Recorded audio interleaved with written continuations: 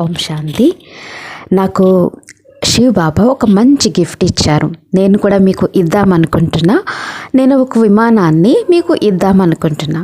విమానం అయితే మంచి వస్తువే కదా. నేను కూడా ఒక మంచి బహుమతి అయిన విమానాన్ని మీకు ఇద్దామనుకుంటున్నా. ఏమిటా విమానం? మనస్సు. మీరు ఒక్క సెకండ్లో ఢిల్లీ నుండైనా మహారాష్ట్ర నుండైనా టికెట్ లేకుండా ఒక్క సెకండ్లో ఇక్కడికి రాలేరు కదా. మనసు అనేది ఒక విమానం. అమెరికా అయినా మనం ఏ సెంటర్ నుండి వచ్చాము ఆ సెంటర్ గురించి అనుకోగానే ఒక్క సెకండ్లో అక్కడికి చేరుకుంటాం. అక్కడ ఏం జరుగుతుంది అని చేరుకున్నట్టే కదా. కాబట్టి మనసు ఒక విమానం అందరి దగ్గర ఉంది. కానీ దానిని ఎలా ఉపయోగించాలి? విమానంలో స్విచ్ ఉంటుంది కదా. అలానే ఈ ఆధ్యాత్మిక విమానానికి స్విచ్ ఏంటి? పరమాత్మ. పరమాత్మను తలుచుకోగానే మధురమైన బాబా, ప్రియమైన బాబా అనుకోగానే స్విచ్ ఆన్ అయిపోతుంది. స్విచ్ అందరి దగ్గర ఉంది. స్విచ్ గుర్తుపెట్టుకోవాలి, మర్చిపోకూడదు. మర్చిపోతే ఎగరలేం. పరమాత్మ అనేది స్విచ్. ఇక విమానానికి రెక్కలు ఉంటాయి. ఆ రెక్కలేంటి? ఒకటేమో ధైర్యం, రెండోది ఉల్లాస ఉత్సాహాలు. ఎవరి జీవితంలో అయితే ఉల్లాస ఉత్సాహాలు ఉండవో వారు కోమాలో ఉన్నట్లే. క్రమంగా ఉత్సాహాలు లేకపోతే ఉమంగం ఉండదు. ఉత్సాహాలు ఉమంగం అర్థం చేసుకుంటారు కదా. మనసులో సంతోషంతో ఉమంగం వస్తుంది. చాలా బాగుంది, చాలా బాగుంది, చాలా బాగుంది. ఉత్సాహం కూడా వస్తుంది. ఎప్పుడైతే ఉత్సవం జరుగుతుందో అప్పుడు ఉత్సాహం వస్తుంది కదా. దీపావళి ఉత్సవం వస్తే ఎంత ఉత్సాహం వస్తుంది. కాబట్టి ఉల్లాస ఉత్సాహాలు తప్పనిసరిగా ఉండాలి. ఒకటేమో ధైర్యం, ఎందుకంటే ధైర్యం గురించి ఏ భగవంతుడి వాగ్దానం మనకు ఉంది.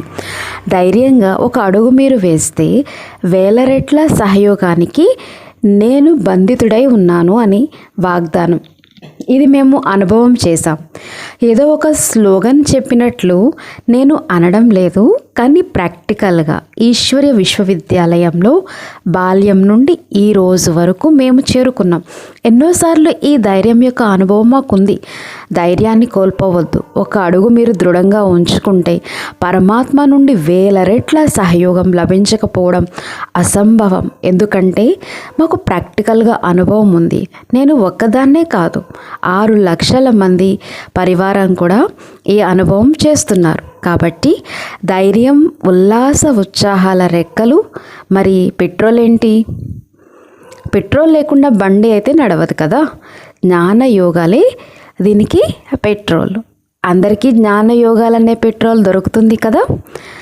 ఇప్పుడు మీ ముందుకు ఏ సమస్య వచ్చినా, హిమాలయం అంత పెద్ద సమస్య వచ్చినా కానీ ఈ విమానంలో పైకి వెళ్ళిపోతే సమస్య ఎక్కడ ఉంటుంది? కిందనే ఉండిపోతుంది కదా. మీరు శ్రమ పడవలసిన అవసరం లేదు. మనసు అనే విమానంలోకి ఎక్కి పరమాత్మ వైపుకు వెళ్ళిపోవాలి. అది సంకల్పంతోనే జరుగుతుంది. పరమాత్మ అనే స్విచ్ ఆన్ చేసి ఉండాలి. స్విచ్ ఆఫ్ చేసి పెట్టవద్దు. అనేక మంది మేము పరమాత్మను తలుచుకుంటూ ఉన్నప్పుడే అనేక సంకల్పాలు వస్తాయి అని కంప్లైంట్ చేస్తూ ఉంటారు. పరమాత్ముడే గుర్తు రావడం లేదు అంటూ ఉంటారు. ఎందుకని? పరమాత్ముడు గుర్తుకు రాడు.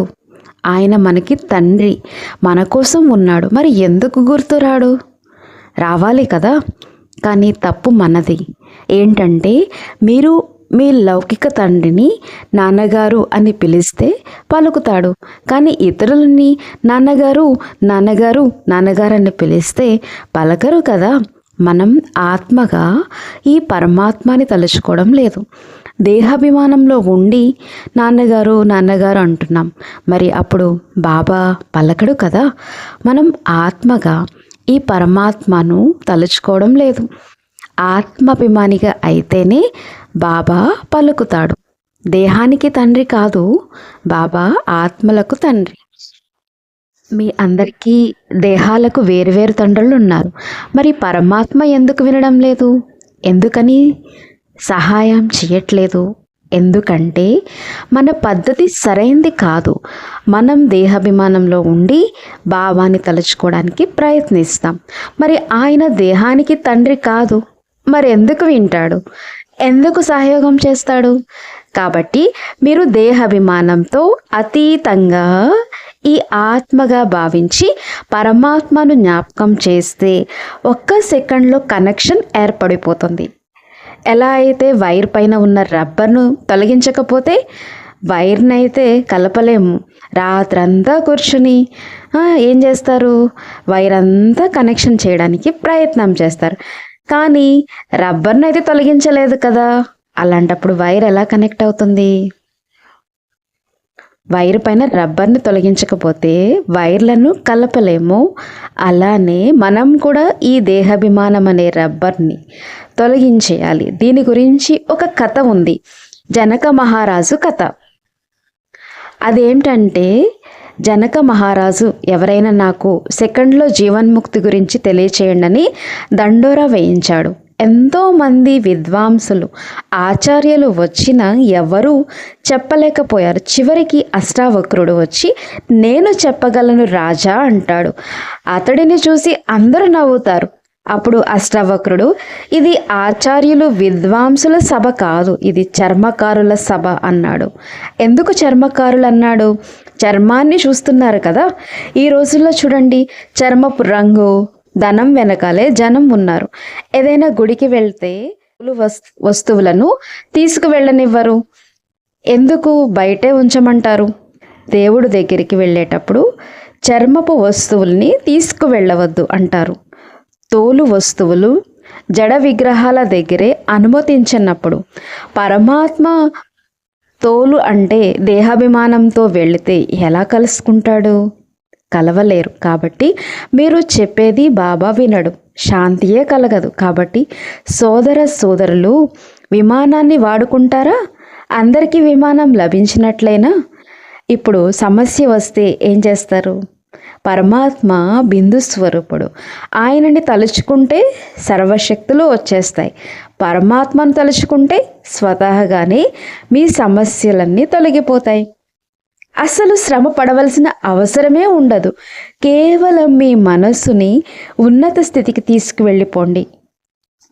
శక్తి లభించగానే పెద్ద విషయం కూడా చిన్నగా అనిపిస్తుంది. బలహీనులకు చిన్న విషయం కూడా పెద్దగా అనిపిస్తుంది. కమల పుష్పం కూడా నీటిలో ఉంటుంది, నీరు అంటకుండా ఉంటుంది. ఆత్మలైన మనం రచయితలం. మరి మనలో ఆ గుణం రాలేదా? అన్నిట్లో ఉంటూ అతీతంగా ఉండలేమా? స్వయం యొక్క పరిచయం, బాబా యొక్క పరిచయం లభించగానే మనలోని సర్వశక్తులు వచ్చేస్తాయి. కొంతమంది అంటూ ఉంటారు, మేము బాగానే ఉన్నాం, ఎవరిని బాధ పెట్టలేదు, కానీ ఎదుటివారే మమ్మల్ని బాధ పెడుతున్నారు అని. ఇక్కడ ఒక విషయం గుర్తుంచుకోవాలి. ఎదుటివారు బాధని ఇచ్చారు, మరి తీసుకునేది ఎవరు? తీసుకోవాలా వద్దా అని మీరే నిర్ణయించుకోవాలి కదా. ఆ బాధని మీరు స్వీకరిస్తే రోజంతా మనసులో అదే ఉంటుంది. ఒక నెల గడిచిపోయిన తర్వాత కూడా ఆ వ్యక్తి కళ్ళ ముందుకొస్తే అదే బాధ పెట్టే విషయం గుర్తుకొస్తుంది. వీరు నన్ను ఇలా బాధ పెట్టారు అని పాత గాయం మళ్ళీ రేగుతుంది. మరి ఎందుకు దుఃఖాన్ని స్వీకరించారు? వాళ్ళైతే ఇచ్చారు, తీసుకోవాలా వద్దా అనేది మనం నిర్ణయించుకోవాలి కదా. ఇతరులైతే దుఃఖాన్ని ఇస్తారు, కానీ తీసుకునేవారు తీసుకోకపోతే ఎప్పటి వరకు ఇస్తారు? 100 సార్లు ఇచ్చారనుకుందాం, వారు కూడా అలసిపోతారు కదా తీసుకునే వాళ్ళు తీసుకోకపోతే. కాబట్టి రేపటి నుండి మీరు దుఃఖాన్ని స్వీకరించవద్దు. స్వీకరించేవారే ఎక్కువగా బాధపడతారు. ఇచ్చేవారు దుఃఖాన్ని ఇచ్చి హాయిగా పడుకుంటారు. తీసుకున్న వాళ్ళు మాత్రం బాధపడుతూ ఉండిపోతారు. ఫీలింగ్లోకి రావద్దు. ఓం శాంతి.